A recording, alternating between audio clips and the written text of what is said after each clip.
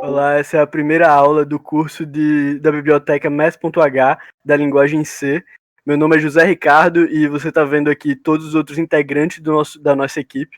Arthur Bezerra Oliveira, Carlos Felipe, Marco Antônio, Ricardo Giuseppe e Rian Carlos. Nós somos coordenados pelo Dr. Rubem Carlo Benante, que é o professor da disciplina de Programação 2, da qual a disciplina a gente está fazendo esse projeto aqui. Esse aqui é um resumo da aula, a gente vai dar uma introdução básica sobre a biblioteca, a gente vai falar também das variáveis e a gente vai explicar como que acontece a adição e a subtração, a multiplicação, divisão e resto, e quais são os operadores relacionais dessa biblioteca. Nem tudo que você está vendo aqui são exclusivos da Math.h, mas a gente, já que é uma biblioteca que é mais focada em operações matemáticas, a gente trouxe, inclusive, funções matemáticas que estão em outras bibliotecas também para compor e deixar essa aula aqui, esse curso, na verdade, muito mais completo. Você está vendo aqui um básico resumo do que é a Math.h. É uma biblioteca da linguagem C focada em operações matemáticas com ferramentas específicas que permitem, por exemplo, o uso de funções trigonométricas, dentre outras coisas. Você vai ver durante o curso, por exemplo, a gente usando função de cosseno, de seno, que são coisas que não existem na STDIO, por exemplo. Vamos lá. Começando pelas variáveis e aproximações. Quais são as variáveis? A gente já sabe que a gente tem as variáveis int, float e double. Isso você não precisa conhecer a math.h para saber, porque é uma informação que é básica da programação em C. Mas a float e a double, elas têm um uso muito mais útil, elas são muito mais úteis na math.h do que a int, por exemplo. Você vai ver por quê. Você já deve conhecer que como é que os símbolos aqui a gente vai se referir ao inteiro, ao float e ao double, que é o porcentagem D, porcentagem F e porcentagem LF. Mas esse não é o foco da nossa aula. E a gente tem também as aproximações, ceil e floor. Vamos lá. O int, você já sabe, mas eu vou reformular aqui, reforçar aqui. O int é um valor inteiro. Ele não tem casas decimais. O float é um valor que tem casas decimais, mas ele vai até um certo número, ele tem um certo limite. O double, ele consegue ir além do float. Ou seja, para números em que a gente quer um range de casas decimais maior, a gente vai usar o double. Eu vou dar um exemplo para vocês. Vocês estão vendo aqui um código que a gente fez, e aí ele pergunta aqui, né, qual variável que você quer ver funcionando. Vamos ver a int. Raiz de 5 em int ficaria 2. A gente sabe que 5 é um número que não tem raiz inteira, porque 2 vezes 2 é 4. Então, o que ele fez aí foi aproximar para o número inteiro mais próximo, que seria o 2. Agora, se a gente quisesse ver em float, a raiz de 5 em float fica 2.236068. E essas casas decimais, elas continuam seguindo aí. Por exemplo, se a gente for ver em double, a gente vê aí ó, que ele foi até o 90. Isso foi possível somente por causa do range de casas, do limite de casas de cada variável. Uma coisa interessante que a gente pode ver é que é possível reduzir a quantidade de casas decimais do float para 2, por exemplo, somente fazendo isso aqui. Ó. Ao invés de botar porcentagem F, a gente vai botar porcentagem 2F. Vai ficar assim. A gente tem que compilar, né? Float 2.24. A gente reduziu isso daí. Voltando para um outro ponto muito interessante, e aqui é exclusivo da Math.h, são as aproximações. Né? A gente pode usar as funções ceil e floor para aproximar para o número inteiro mais alto ou para o número inteiro mais baixo do que seria ali.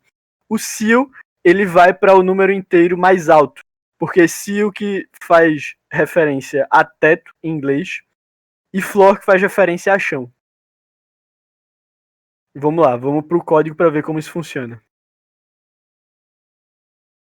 Para fazer isso, eu vou usar essa opção 2 aqui, de float mesmo, E a gente vai fazer o seguinte. Eu vou tirar isso daqui, esse limite de casas decimais. E eu vou colocar aqui sil d. Sil essa variável. Como é que ficaria? Como é que vai ficar? Primeiro a gente precisa compilar. Executa. Ele foi para o número inteiro mais alto. Você viu aqui, tem até o histórico aqui, ó, que esse valor é nessa opção, o float da raiz de 5 ficaria 2.236068. Quando a gente usou o sil, ele aproximou para o número inteiro mais alto, que seria o 3. Então a gente já usou o 3 aí. No caso da gente usar o floor, ficaria desse jeito aqui, ó. Seria exatamente o contrário. Vou só mostrar aqui para vocês.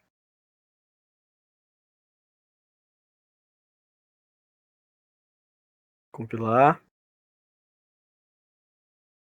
Ele fez exatamente o contrário. Ele aproximou para o número inteiro mais baixo, que nesse caso é o 2. Além disso, eu também coloquei aqui, já que essa é uma aula mais inicial e introdutória, a gente vai ver também algumas operações básicas que a gente consegue fazer em C, que não são, só lembrando, não são funções específicas da Math.h, mas essa aqui é mais uma aula introdutória. Então, e a gente tá levando esse curso com foco em operações matemáticas, que também é o foco da biblioteca Math.h. Então, vamos lá. Operações básicas de adição e subtração é uma coisa muito simples. Eu tenho aqui uma parte desse mesmo código. Eu vou só... deixa eu tirar aqui isso aqui. Comentar essa parte.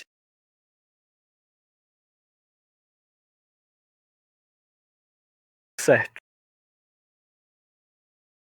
Talvez ele aponte algumas coisinhas, alguns errinhos que a gente vai corrigir. Mas vamos lá.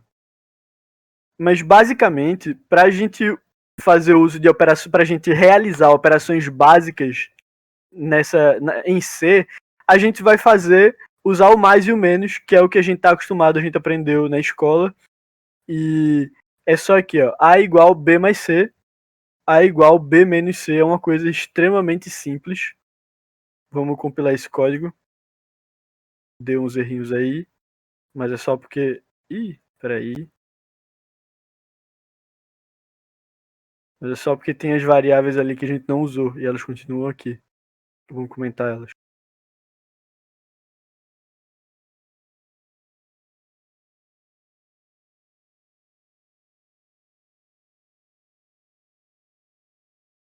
Pronto, vamos compilar.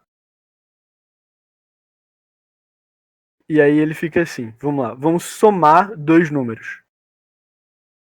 Vamos dizer que eu quero somar 8 e 9. O resultado é 17. A gente pode fazer somas de números muito grandes em um espaço muito curto de tempo. Por exemplo,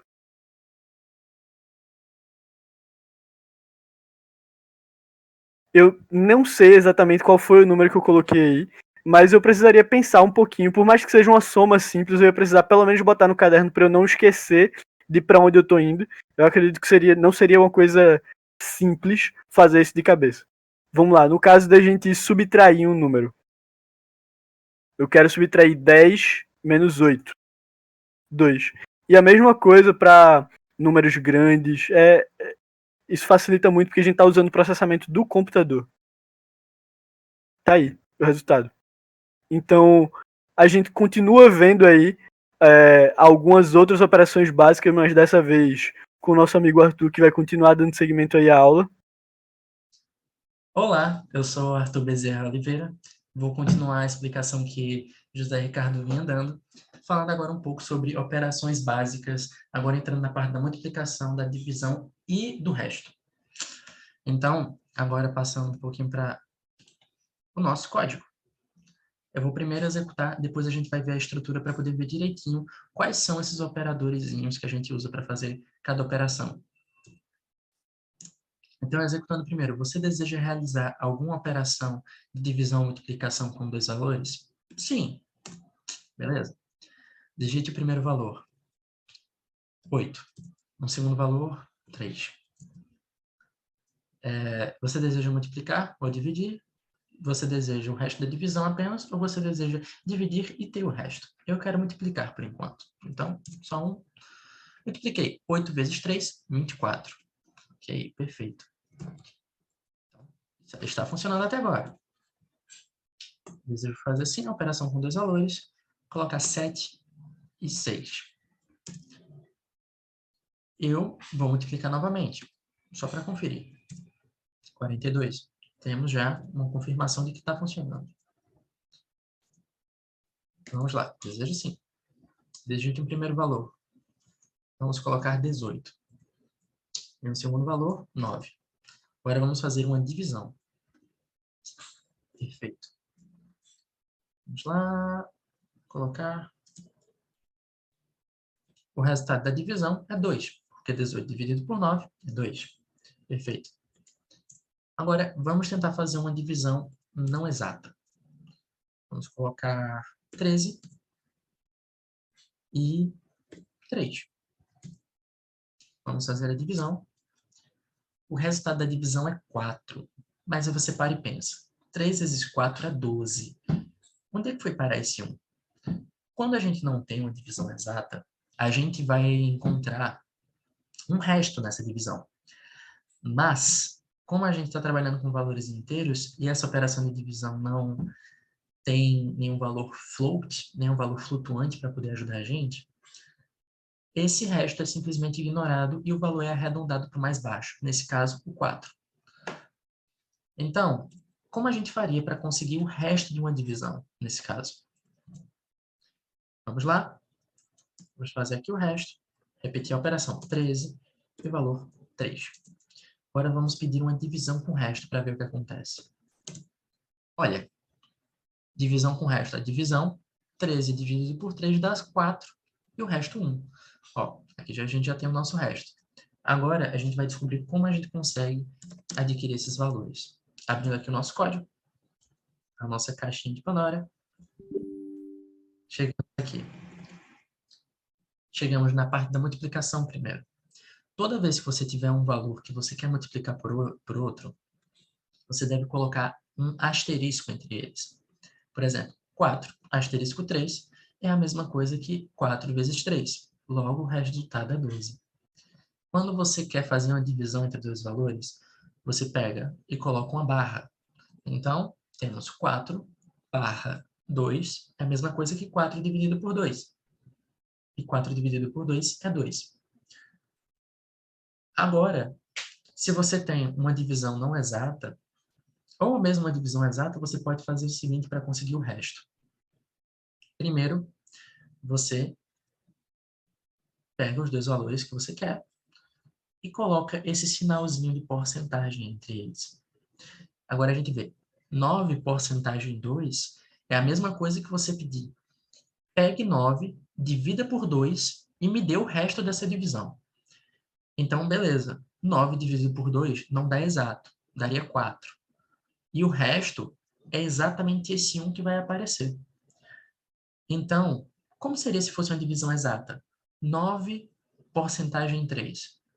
O resto, como é uma divisão exata, é 0. Então, o valor que vai ser retornado é o próprio 0. E são basicamente esses 3 operadores que temos para poder completar as operações básicas. O asterisco para multiplicação, o barra única para divisão e o resto que vai ser representado pelo sinal de porcentagem. Agora, entramos em outra parte que é operadores relacionais. E o que seriam esses operadores relacionais? Temos alguns tipos. Perdão pela...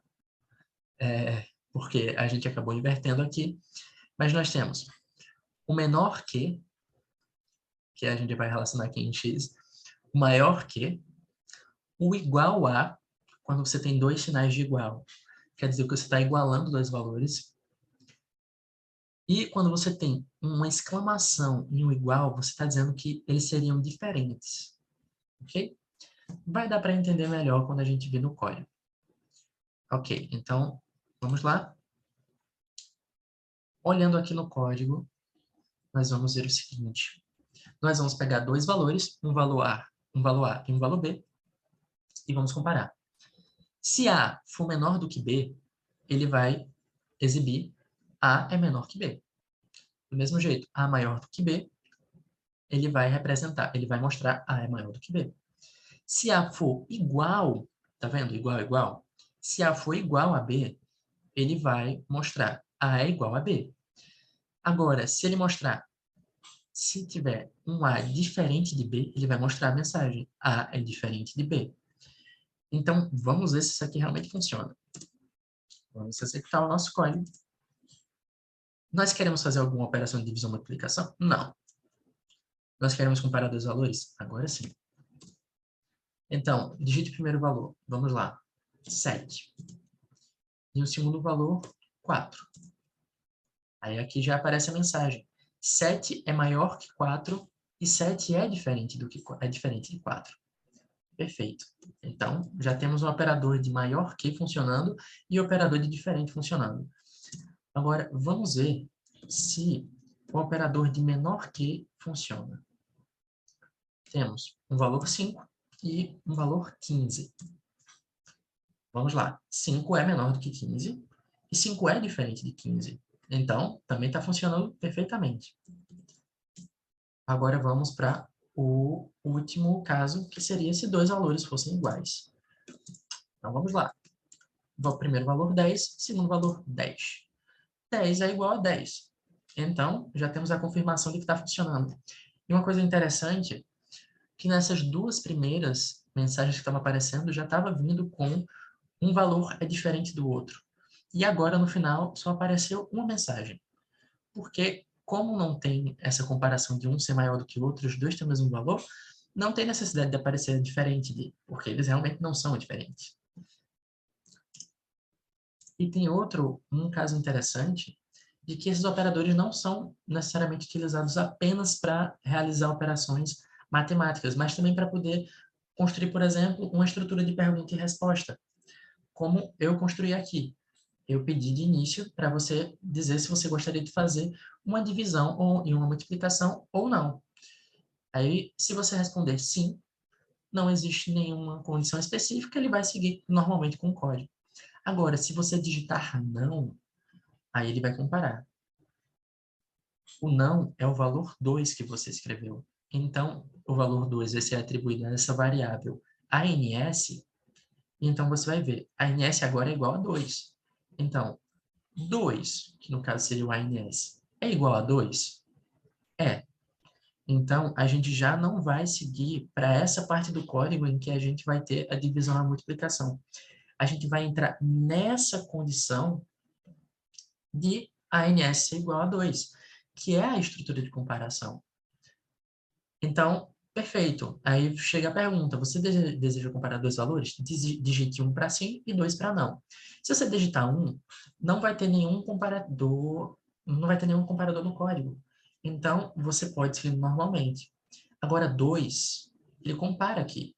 Se a resposta que você deu for igual a 2, ele simplesmente para o código, porque você não quis fazer a divisão ou multiplicação, nem quis comparar dois valores. Então, ele simplesmente encerra. Senão, ele segue normalmente e a gente já viu como é que acontece.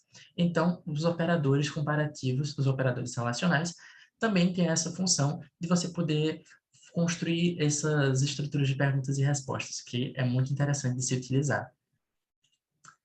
Então, é isso por hoje. Obrigado pela atenção de vocês e espero que a gente se encontre nas próximas aulas e que esse curso seja muito proveitoso para vocês. Até a próxima!